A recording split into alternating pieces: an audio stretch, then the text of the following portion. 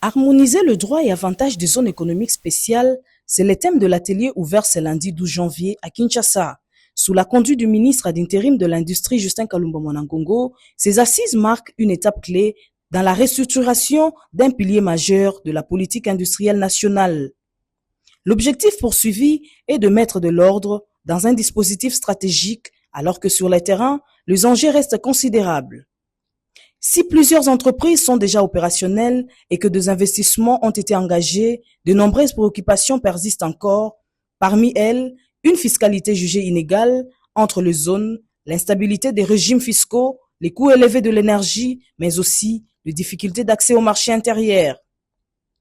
Face à ces défis, Justin Kalumba Mwanangongo a, dans son discours d'ouverture, réaffirmé la volonté du gouvernement de clarifier le texte, harmoniser le régime applicable et sécuriser l'environnement des affaires tout en préservant les intérêts stratégiques de l'État.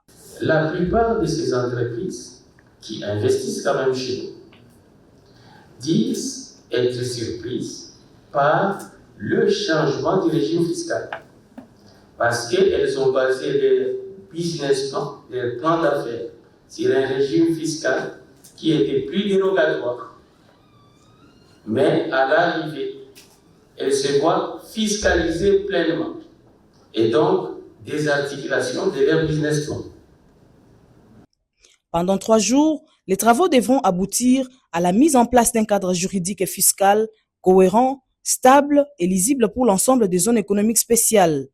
La vision du gouvernement est simple, faire d'ES des véritables moteurs de l'industrialisation, de la création d'emplois et de la diversification de l'économie à l'échelle nationale. Aujourd'hui, il faut le rappeler, les zones économiques spéciales ne révèlent plus du simple projet, elles s'imposent désormais comme un levier stratégique au cœur de la transformation industrielle du pays.